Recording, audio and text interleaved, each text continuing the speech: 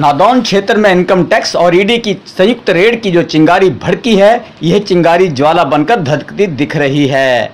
इन दोनों विभागों की केंद्रीय टीम के गुप्त हमले ने जिस प्रकार से खनन में संलिप्त लोगों की कमर को तोड़ा है, उससे जाहिर होता है कि अभी इस खेल की जद में बड़ी बड़ी मछलियां भी आने वाली हैं।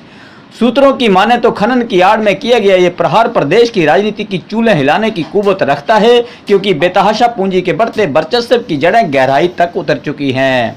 आज प्रदेश ही नहीं बल्कि पूरे देश की राजनीति पूंजीवाद के मकड़ जाल में जकड़ी हुई है। देश प्रदेश के राजनीतिज्ञ अपनी राजनीतिक जमीन को सींचने के लिए हर प्रकार की पूंजी का समावेश करते जा रहे हैं। बेहद जरूरी टूल के रूप में उभरी यह पूंजी फिर चाहे किसी भी रास्ते से आ रही हो, इस पर भी आंखें बंद हैं और मौन भी साध लिया गया है।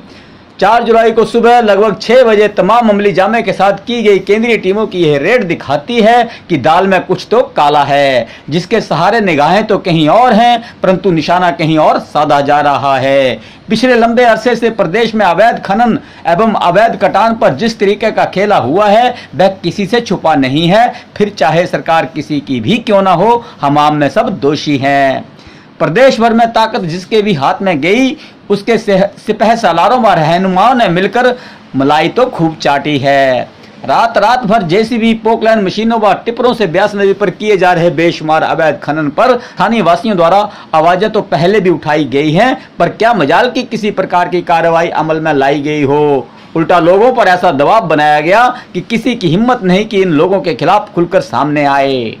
4 जुलाई को सुबह सवेरे केंद्रीय टीमों की यह कार्रवाई दिखाती है कि यह लड़ाई अहम की है और तलवारें कहीं न कहीं आमने सामने से खिंची हैं, जिसकी जद में बड़े बड़े 30 मार खा आने वाले हैं। तो उन पर वार करने वाले भी कोई दूध के धुले नहीं हैं, बल्कि इसी दलदल में आकंठ डूबे वो लोग हैं जो ऐसे ही मलाई खाते आए हैं। फर्क इतना है कि आज मलाई उन्हें नहीं मिल पा रही है।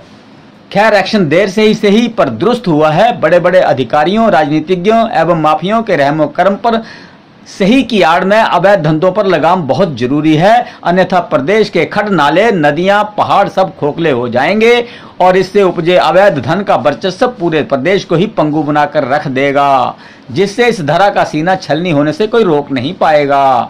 हिमाचल की शांत आबो हवा पर चलाई जा रही इस कटार पर गाज गिरना बेहद जरूरी है, मगर इसमें किसी प्रकार का राजनीतिक द्वेष भाव ना हो, ताकि धरती माँ के सीने पर किए जा रहे जबरदस्त प्रहार पर ईमानदारी से लगाम लग सके। यह मुहिम रुकनी नहीं चाहिए, क्योंकि प्रदेश में केवल एक रेड से सुधार हो जाएगा ये मान लेना गलत होगा और कई जगह पर इससे भी कहीं ज्यादा अवैध खनन, अवैध कटान, अवैध भूमाफिया पनपा हुआ है, उस पर भी लगाम लगाया जाना बेहद जरूरी है। ऐसे कार्यों में डूबे व्यक्तियों को सजा मिलनी ही चाहिए। गलत तो गलत है, फिर चाहे वह किसी अहम पद पर बैठा हमारा अपना ही क्यों ना हो।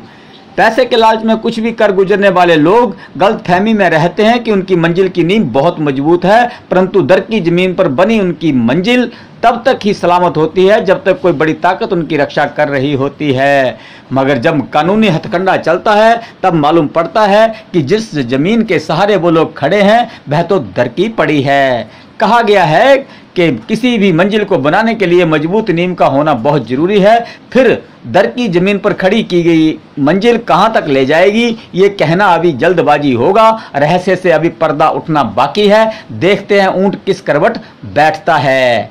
धन्यवाद सहित हिमाचल तहलका न्यूज के लिए मैं हेमंत राणा, नादौन से।